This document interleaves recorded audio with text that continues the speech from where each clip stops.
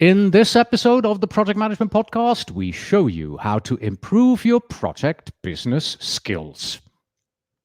Hello and welcome back to the Project Management Podcast at pm-podcast.com. This is the live stream for episode number 461, and I'm Cornelius Fichtner. How nice of you for joining us today. Thank you. Our topic in this live stream is project business, which from a company's perspective is what you get when the company organizes their primary business activities into projects.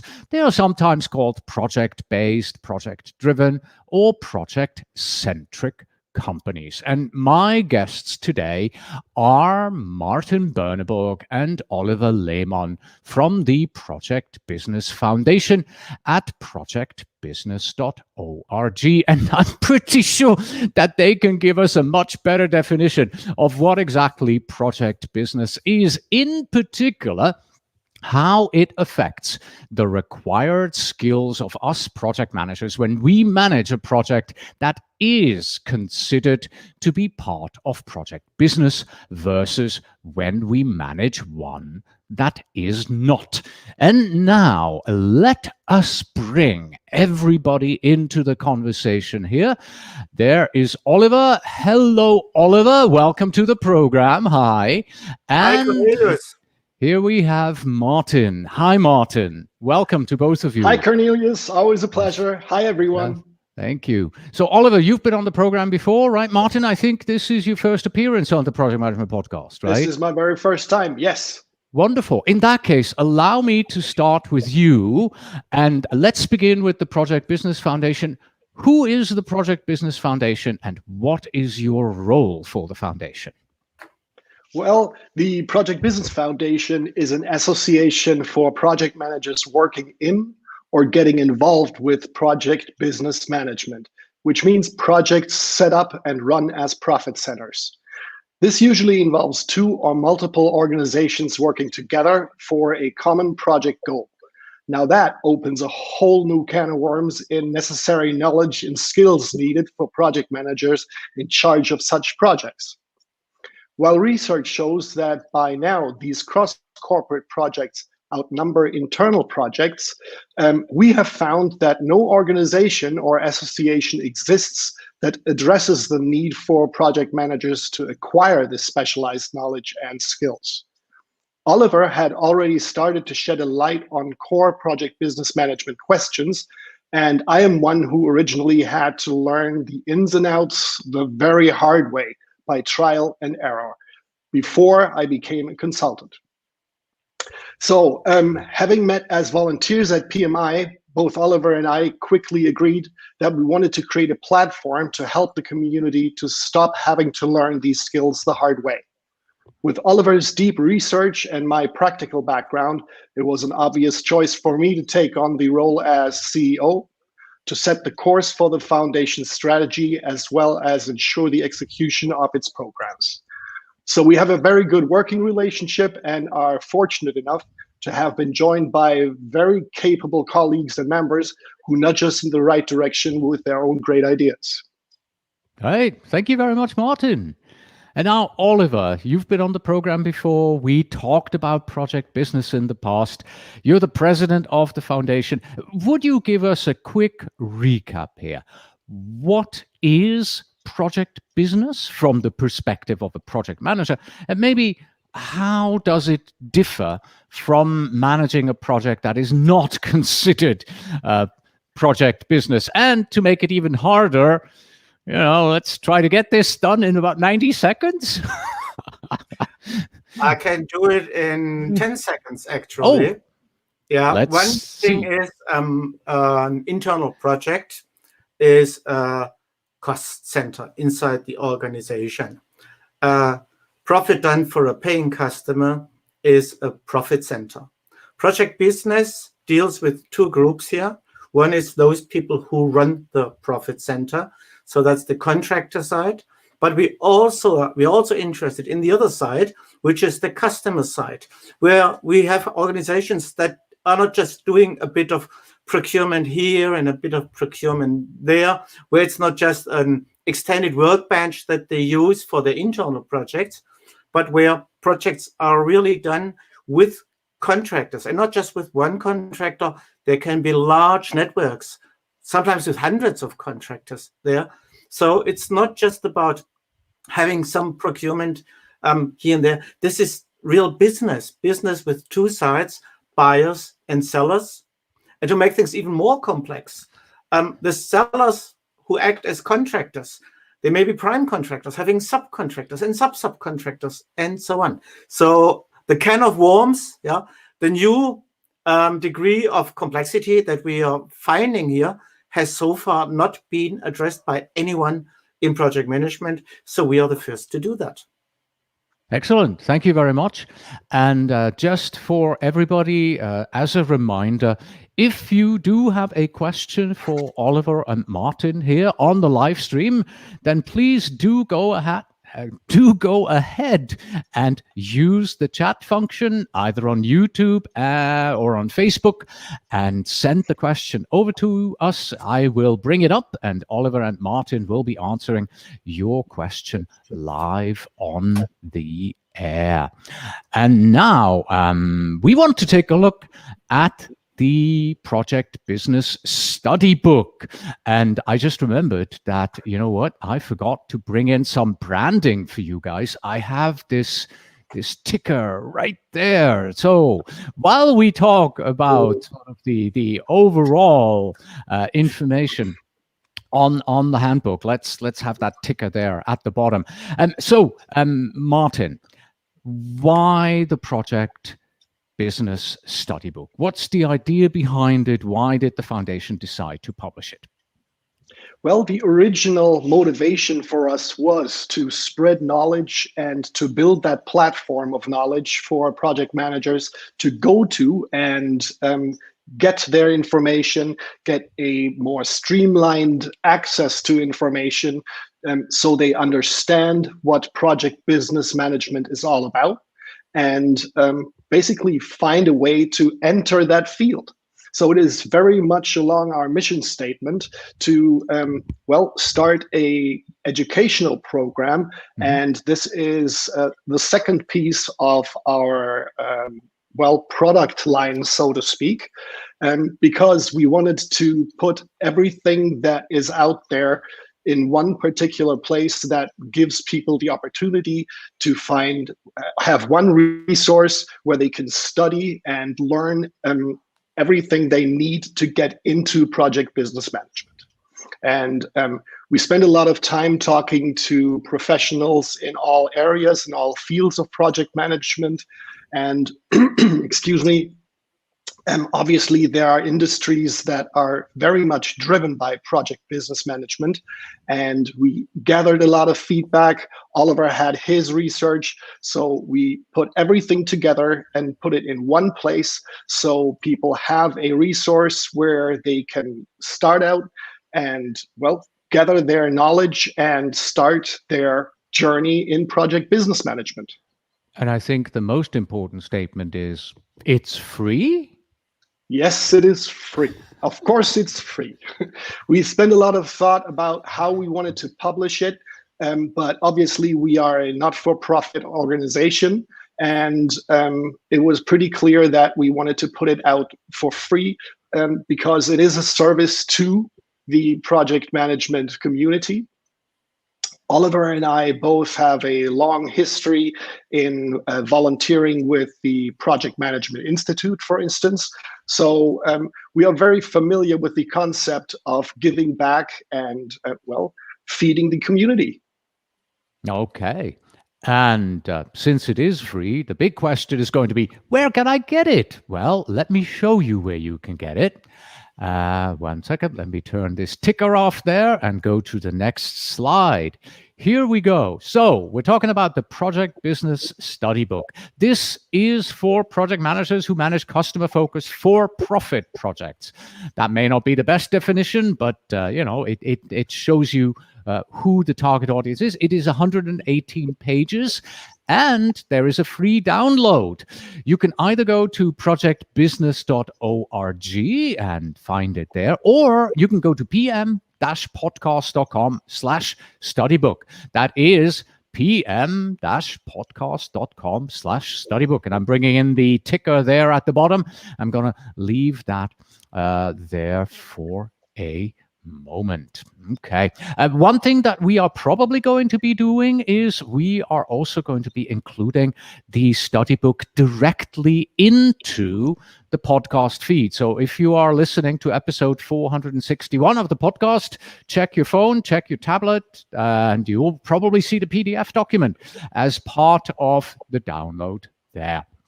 And now what I want to do is I want to open up the study book here, and I'm bringing that in again. There we go.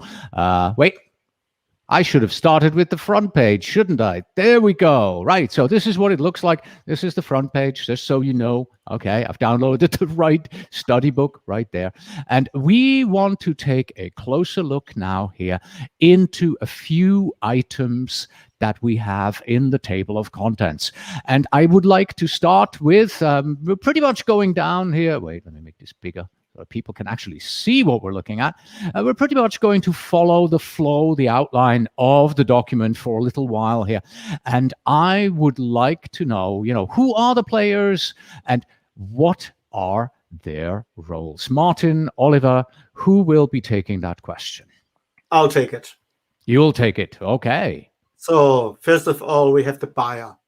The buyer, well, there is a contract, is the customer, but before that time, before the contract has been concluded, during a business development phase, is already the buyer, and will be some buyer, will be in this role again when the contract has been finished and all the work and hopefully all the payments as well have been done. So we have the company that is prepared to spend money, who expects something for the money, who is prepared to pay for that and wants what they are prepared for to get.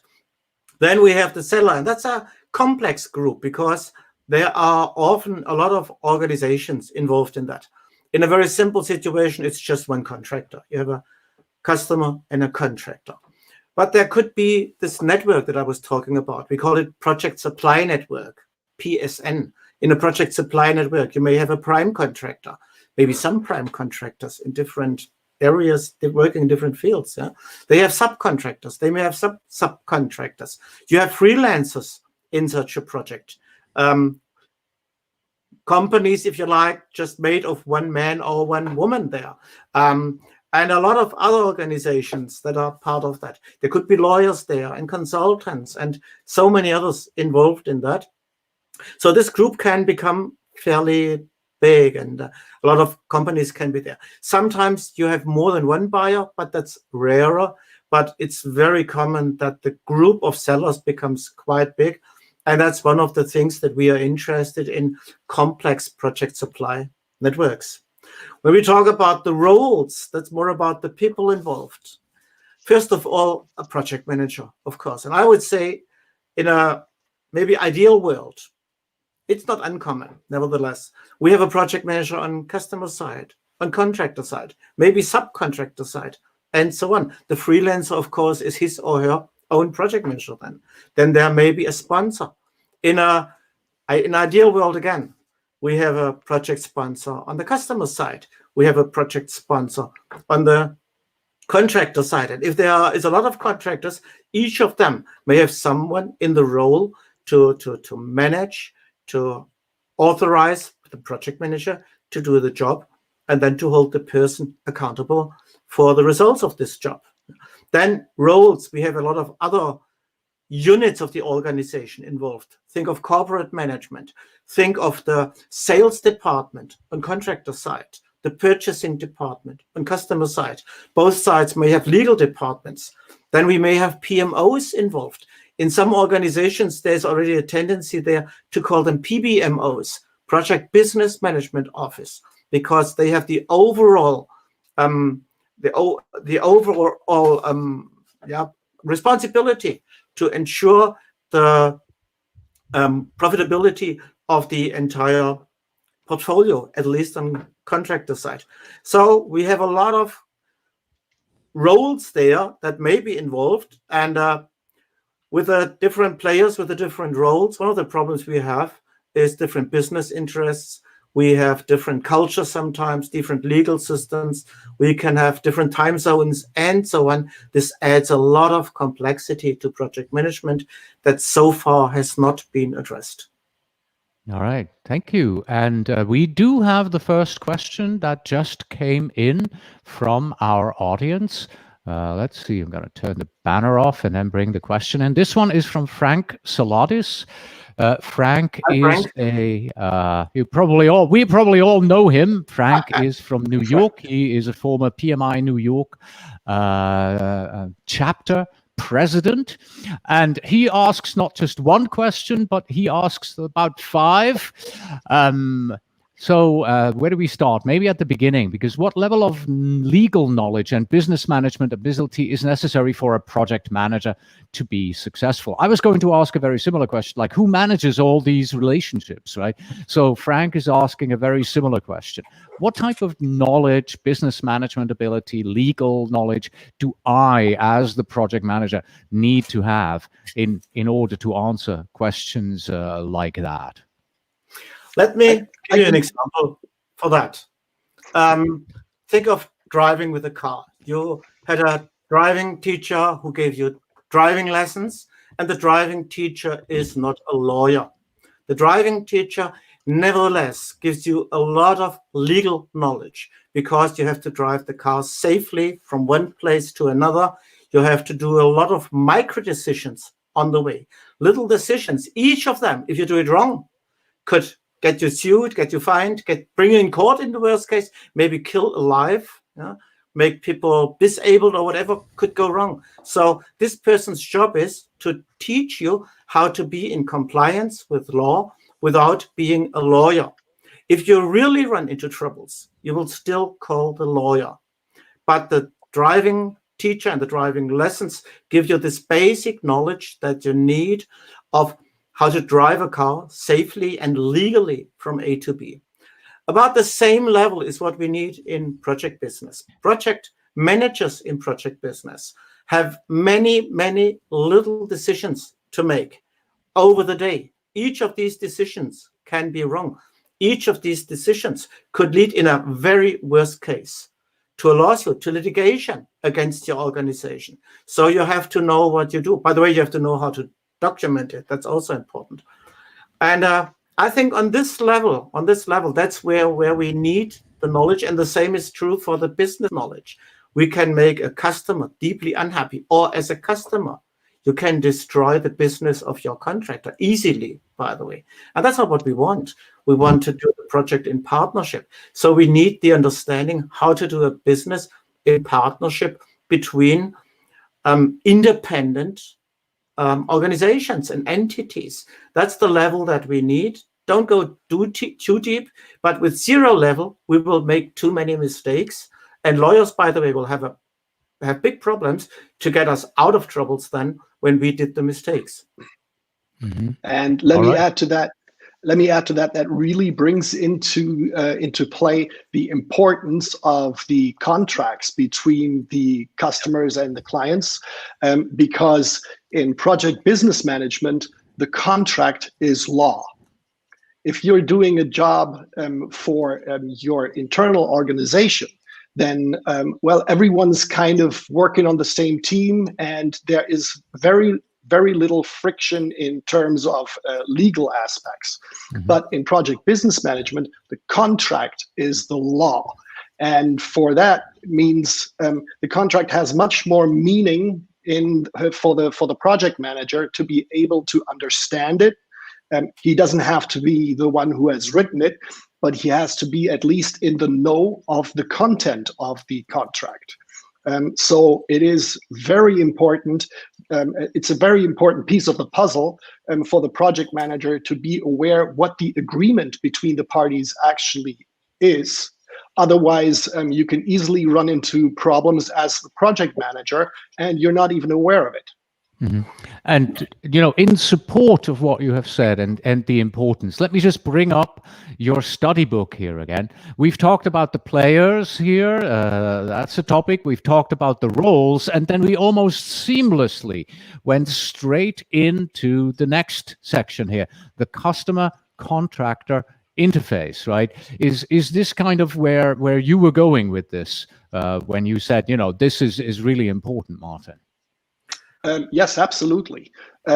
You do need a very clear understanding of the expectancies that everyone has, because otherwise, how can you fulfill the contract? I have seen situations where the project manager, a very capable project manager, has been sent away off to the client, and because they had they had a contract dispute, and he was told that he shouldn't even bother coming back until he has the problem resolved. Unfortunately, he had never even seen the contract, so he didn't even know where to start. So this really comes into play at that point. But Oliver can probably say a bit more to that as well. Yes, the project business management in its essence is not about organizations. Traditional project management is about organizations. They do a project and we want to know how to embed the project in the functional organization and so on. Our focus is much more on the interfaces between these organizations, which brings them back into the picture, of course. But it's the question to us, what happens between the organizations? Do we have a situation with harmony? Do we have a situation where there is friendship in essence, where they work together for a common mission, a common goal?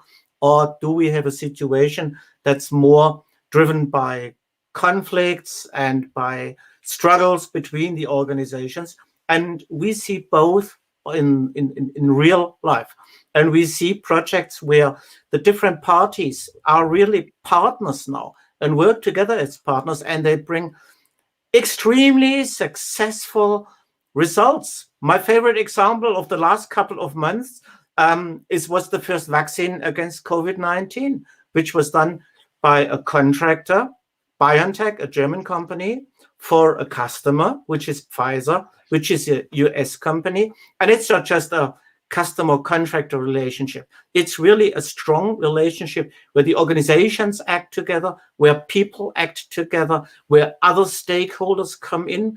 I'm sure it's not just 2 companies, it may be 100 companies that were involved, plus governments and others. So we see what is possible if they work together well. The other thing we also see is companies going bankrupt. We see projects where the organizations don't work well with each other and the project runs into conflict. And it's not a technical problem. It's a problem of the interface between organizations. Different business interests, maybe. Different strong egos clashing, cultures, and many more things. So we're interested in these interfaces. And they have so many layers now. Legal layer, contractual layer, inter-organizational, and of course also interpersonal. That's what we share with normal, as you said it sometime, with internal project management. I'd like to bring in 3 questions from our audience here.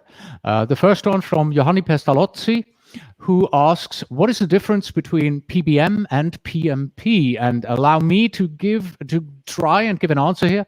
PBM, that is project business management. That is a discipline of project management, a specifically focused discipline of managing projects that are supposed to be profitable for the company.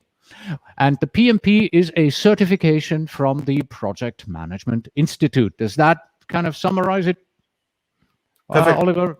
Perfect. Thank you. To the point. Good. And that takes us, because of the PMP, straight over to Lee Lambert. Hello, Lee. Hi, And the Lee. father, Hello, Lee. he's generally considered to be the father of the project management professional certification. I call him PMP number 1, even though he's PMP number about 6,000, something like that. How has PMI reacted to the role of the Project Business Foundation? Are you collaborating with PMI regarding the consistency with the PMBOK guide and so on? Who would like to take this on? I'll take that. Okay. We have been working with the Project Management Institute from the very get-go. First of all, let me state that both Oliver and I still are very strongly involved with the Project Management Institute, and the development of the Project Business Foundation was actually in conversation with PMI. So we are seen as partner organizations. We do projects together. We did a COVID-19 survey together. We have each other as interview partners on our respective platforms. We are partner organizations, and we coordinate quite well in terms of how we interact and how we support each other. So yes, we work very closely together. We just recently had Sunil as an interview partner with us. We just recently had Scott Ambler from Disciplined Agile, a part of the Project Management Institute, with us as a guest. So yes, we interact on a daily basis almost, and we coordinate very well together, and we are a partner organization to each other. Good. And Elaine Jackson is also here with a message to Lee. Hello, Lee. Hi. Hello, Elaine. All right.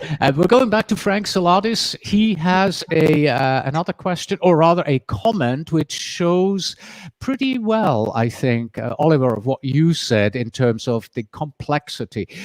Frank mentions how important it is for a project manager in the United States to be aware that he is an agency of his company, and what that does to him in terms of fiduciary responsibility. And that's just one aspect. Now imagine an international project that is done under the project business, the umbrella of project business, how complex that gets, because this is what you are in the United States, but then you have a Canadian subcontractor, you have somebody from Mexico, you have South African people working with you. It gets complicated internationally very, very quickly. Absolutely. Does the study book talk about that at all? Yes. Where would we find that? I would have to find out the page, but it talks about the legal factors, and one of these legal factors is just the plurality of legal systems. Right, here we are, the legal factors, yes. Plurality. We talk about that there are different law families, if you like, families of legal systems in the world, mostly common law and civil law. Common law is the Anglo-American law. Civil law is the law that we have in Europe, except UK and Ireland. The rest is civil law here, but you also have it in Japan, you have it in Latin America, in Africa, and many other places. So that's a very important issue, and there are many differences. Going down to the question, what constitutes a contract? The rules, what is a contract and what is just a private agreement or so, that's not completely different, but that's somewhat different between those two legal worlds. So we address that, of course, in a document with 110, is it, I think, pages. Yeah, we cannot go into all the details of this question. I wrote a book and I went a bit deeper into these details, but this would be a topic. You can write a 3-volume, each of them 1,000 pages book, and you would still not run out of topics to discuss. And again, that's not the depth that we expect from a project manager, but being aware of that, understanding the basic principles so that you can do projects across different countries, across different legal systems, I think that's important. Or at least that you know, hey, this is a moment that I have to ask a lawyer. I cannot do this without asking a lawyer. Even this could be helpful to a project manager in such a situation. I agree, by the way, with Frank. It's an important point what he said about this agency law. Yeah. Yep. He has another comment, and this one takes us to the fact that the project sponsor should have some responsibility to ensure that the project manager is at least familiar with legal processes in the event of a potential contractual risk situation. Yes. 100% right. Yeah. All right. Yes. So what about, let's move on maybe from the legal aspects over to the commercial aspects. Sorry to interrupt you. Maybe there's one point that Frank makes that is very important for us. We still haven't looked enough on project sponsors. The role of the project sponsor is a role that we so far haven't really put a focus on. And the reason is quite simple. We need good people to help us in these questions. We need people who come to us and say, hey, Oliver, I have some Martin, of course. Depends who they meet first. I have some knowledge here. I have something to bring in, and I have something to drive this discipline forward because I know something that you don't know, or I put the focus on something which you don't sufficiently address. This is Frank and everyone else, of course. You're welcome doing that. This is a really important aspect. This is supposed to be a living document, and we just needed something that we wanted to put out that allowed people to jump on board and get their basic knowledge of project business management. And of course, there is more specialized knowledge out there, and we strongly encourage everyone who has something to contribute to get in contact and let us know, feed more information. This is not a one-shot product that should stay as is. This is designed as a living document. So please feel free and please feel encouraged to get involved and get involved with the foundation and get involved with developing this study book further. All right. Let me take you back to the document itself here, because next, after we have the legal factors, we come to the commercial factors in project business. And I think we have to talk about this because project business is about the business, it's about making money. So how about these commercial factors? How important are they? And takes us back again to Frank Saladis, his question, what type of knowledge and business acumen does the project manager need when he or she is leading a project business project? Yeah. If you're on contractor side as a project manager, the answer is quite simple. You're managing a profit center. So you need all the knowledge that is necessary. And by the way, all the authorization as well, which comes back to the sponsor. But we need all the knowledge, all the acumen to run a profit center. We also have the other side, contractors with maybe complex project supply networks. They need about similar business acumen. They must have similar business acumen to those people in production, for instance, who run supply chains, who do supply chain management. They have their certifications, they have literature, they have education, they have everything that they need to do supply chain management, special software. We don't have any of that, but that's the other part of business acumen that we need. So we have two sides here. And the other thing that you need on both sides is just business spirit, the preparedness to really develop this acumen, to apply this business acumen. I see many project managers who say, I don't want to deal with that. I am a software engineer. I'm a civil engineer. I don't want to deal with any business things. That's not my world. Yes, but if this is your position, then you cannot manage a project supply network. Then you cannot run a project as a profit center, because profitability on the contractor side and the well-working of the project supply network. That's your job. And then there's another thing, again, for both, building trust. The most important booster that we have to have successful project business is trust. It eases processes. It eases processes very much. It makes us faster, more efficient, more effective. It's incredible what trust can do, but trust the wrong people and they will rip you off. So that's the other extremely important part of this business. Be selective in the people you work with and build trust with them and make sure you don't have the wrong people in your network. And I think you've taken us straight down to item F and G here. Interpersonal relationships and leadership, and also considerations for integrity. When you started out talking about all of these items, or the potential people that are involved in a project business, and you talked about the global network, supplier, buyer networks, I was asking myself, and I'm supposed to manage all of that.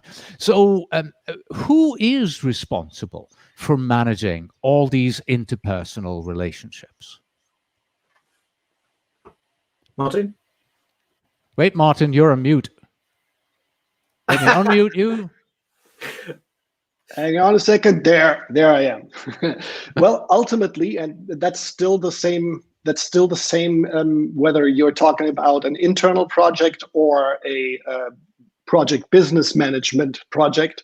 So a project for profit, it ultimately comes down to the project manager managing all these relationships. There is no doubt about it.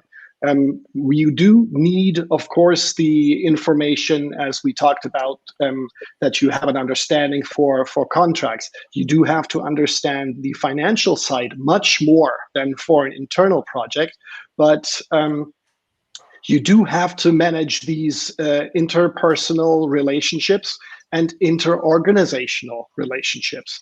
It comes down to what Oliver said. You do need to have a network of organizations and people you can trust. We know that from the classic project management that is for internal projects, you do need stakeholder management. Basically, it's just stakeholder management on a larger scale. So it comes down to the project manager to be able to do that. And in order to understand these relationships better, you need more skills, more understanding, more knowledge. And this is what we're striving to put together and supply to people, so they have one resource to start the process of understanding this and being able to manage these much more complex networks of cooperation. And you spoke about trust, and Lee Lambert here put a comment in. Trust is an acronym, stands for tremendous results using simple techniques. Thank you very much, Lee. And for those of you who were just looking at the screen about 30 seconds ago, you saw another person suddenly popping up. That was Shannon, who helps us in the background answer all the questions that you may have. Hi, Shannon. Wait, she's waving. Let me bring you in. Wave Hello. again. There you Hello. go. Hi Shannon. All right. And yes, so we do have a question here from Ahmad Zobi. I apologize if I completely mispronounced your name there, Ahmad. And I'm wondering, is this question part of what the Project Business Foundation is trying to achieve, either, generally or with this study book? What is the project manager's role in contributing to the corporate social responsibility, sustainability, profitability, philanthropy? Is this a topic that you address, or is this something that at the moment, at least, you're not yet looking into? Martin? Well, obviously, this is playing a huge role, and it's referring back to Lee's question, which it is something that is on PMI's mind a lot right now, and we are working closely with them to align ourselves with their approach.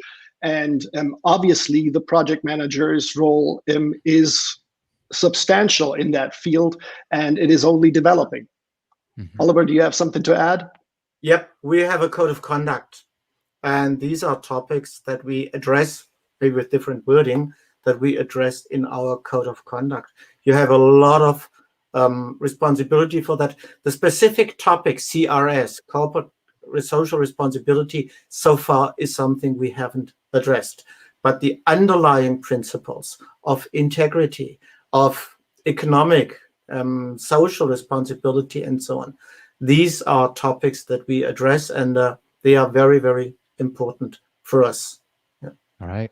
Johanni Pestalozzi again has a question. Are you planning on featuring case studies, good and bad experiences from project business management, I would assume?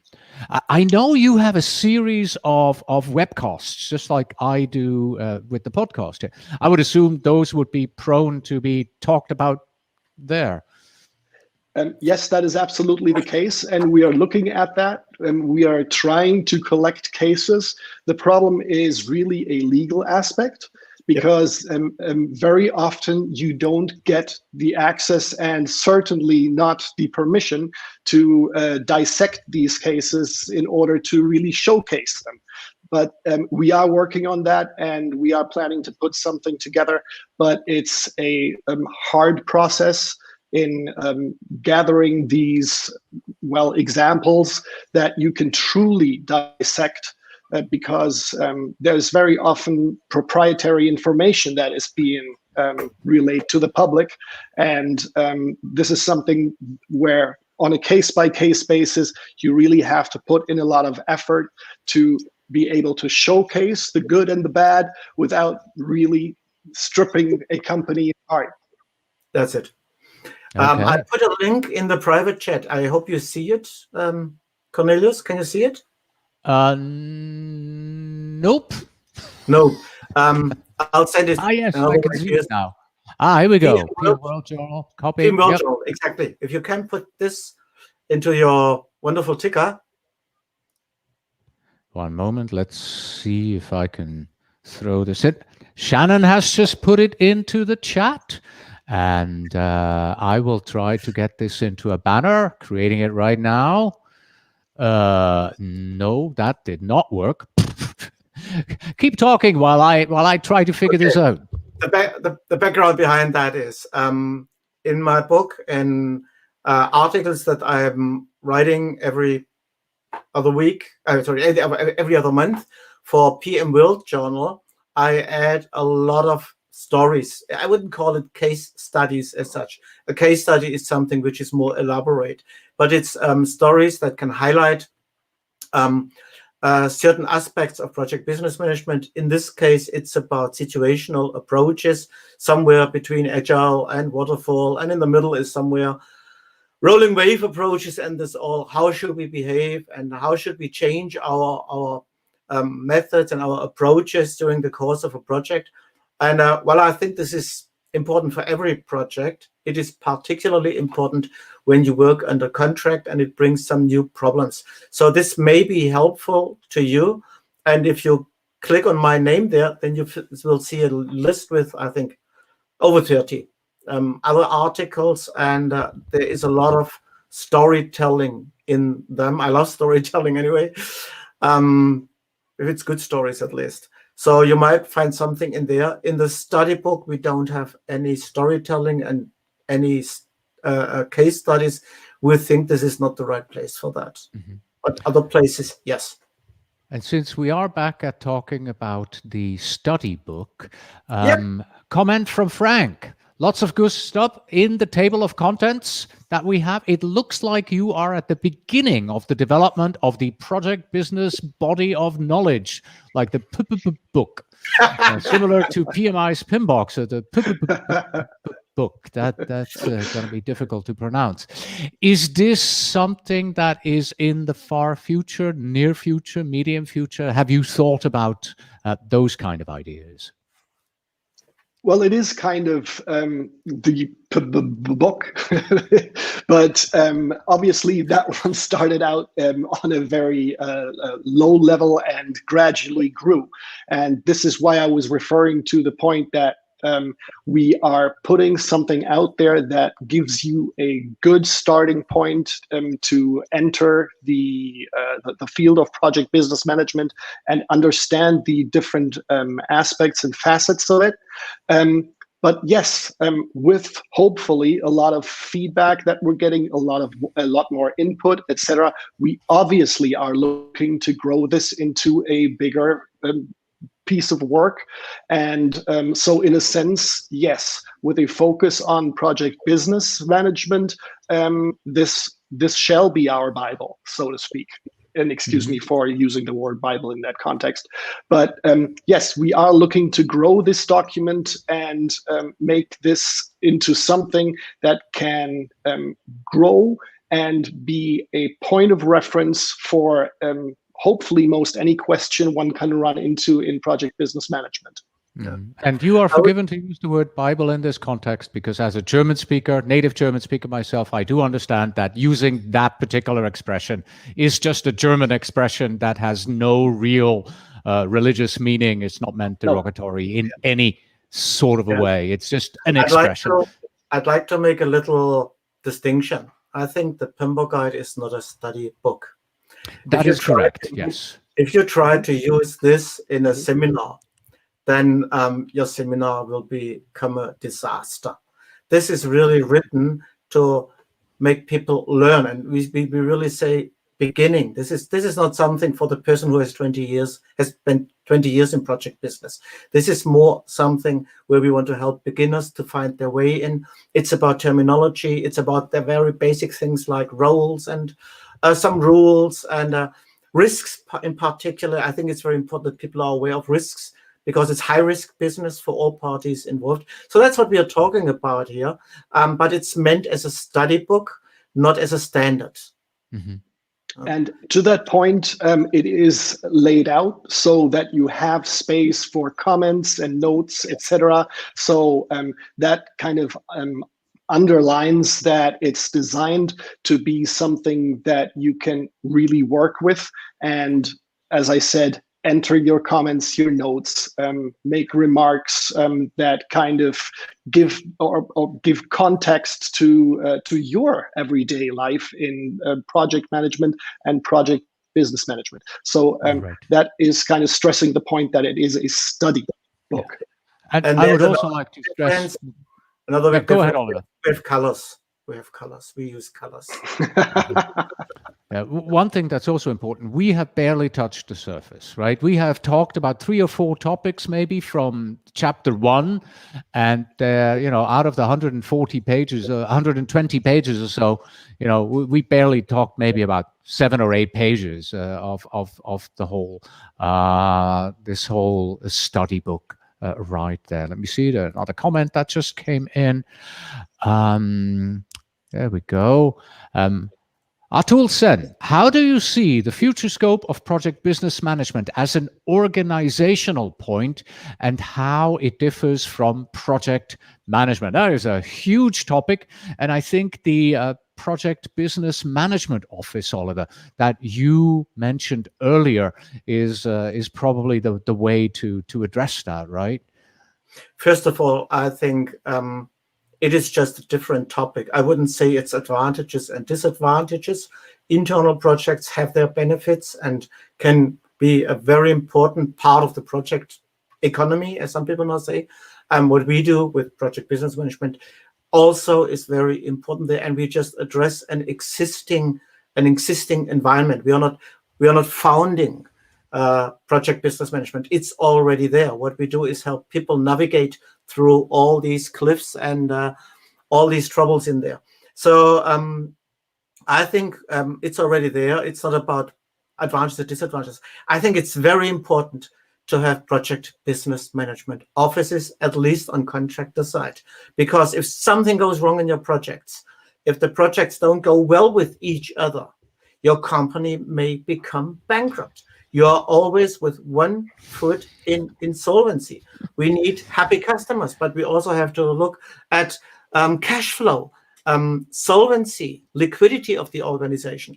And we, of course, have to look at profit that the organization makes. So we have different questions that we are discussing here, questions that you don't discuss in internal projects.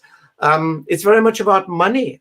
Have you noticed, by the way, the dollar logo on the title of the project business study book is top down. It's upside down. No one notices that. I found it so important to have it top down, because we have to bring it back again. We have to put Interesting. the dollars. No, I did not notice that it's upside down. You did not notice it, but now that I say it, you can no more unsee it. Yeah? Yes, you're right. This is true. It truly is upside down. Yeah, it's very subtle. It's very subtle. Now is that by choice, or is it a mistake? Yes, it is a bit subtle maybe, but it is by choice, because the job is to bring this dollar symbol top up Around again. Yes. bottom down again. Yeah? Right.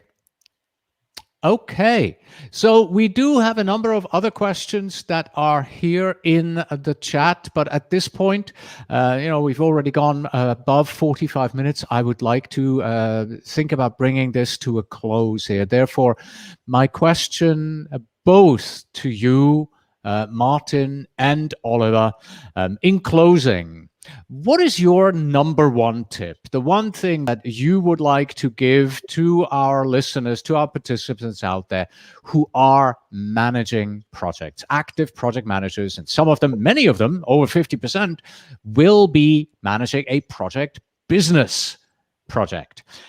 What is your number one tip? How can they be successful? Who wants to go first?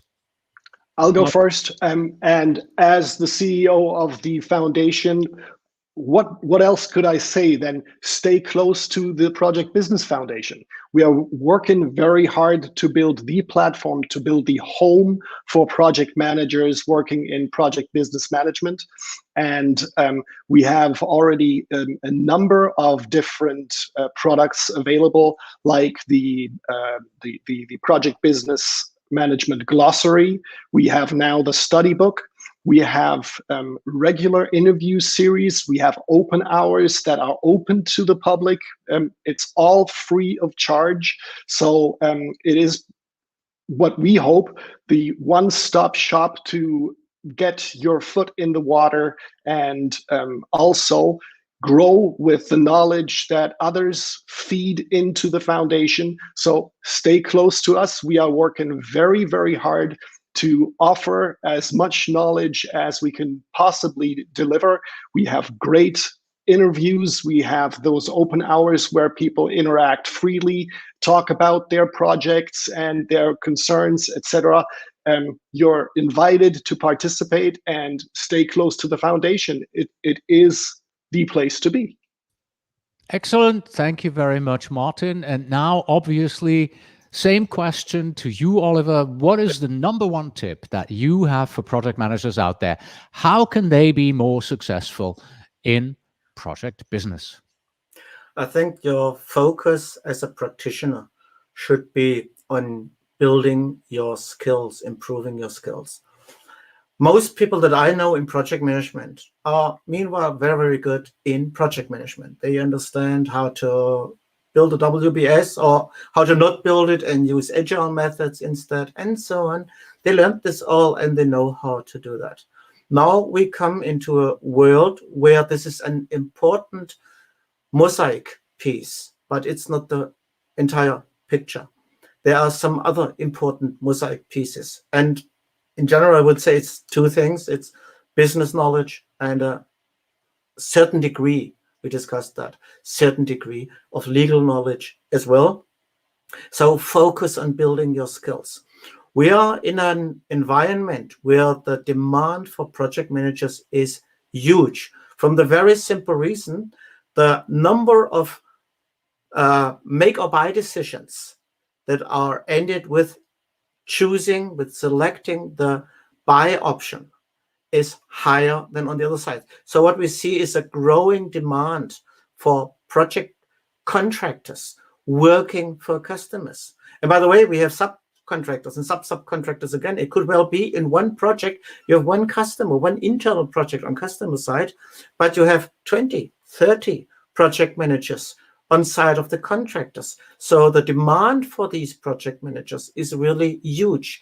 But you have to make sure, if you want to be in this business, that you become the number one choice for employers, for companies looking for project managers. And if you want to be that, you have to give the company the feeling and the impression that their profit center, their source of income is in good hands when they give it in your hands. And by the way, you also need this feeling for yourself. You need the confidence that you can do that. And so you have to learn it. And my trainer colleagues and consultants and everyone who is not really practitioner, but is also in the business, we need experts there. We need so many great experts with knowledge that they can contribute and with help they can give to people, because no one can do it alone. Thank you very much, Oliver. Thank you very much, Martin. I appreciate your time today. Thank you for being here. Thank you for joining us, and thank you for talking to us about the project business study book. It was Thank you very much for having us. It was a pleasure. It was an honor for us. Very much. All right. Thank you very much. Yeah. Thank you both. All right. In closing, I would like to remind you that we spoke about the Project Business Study Book today. This is for project managers who are working on customer-focused for-profit projects. It's 180 pages long. It is free to download. You can either go to pm-podcast.com/studybook, or you can just go to the projectbusiness.org foundation yourself, project-business.org foundation, and find it there. And if you are subscribed to the podcast, you should already have it on your device. All right. So, and this brings us to the end of today's program. Please visit pm-podcast.com for show notes, transcripts, and PDU information. Our email address is info@pm-podcast.com. And finally, we have this here. Once again, we have a meme, since this is video, and this week, we have a meme with the Success Kid. And the Success Kid tells us, you need a project manager? Well, I don't make excuses. I just get it done. Until next time.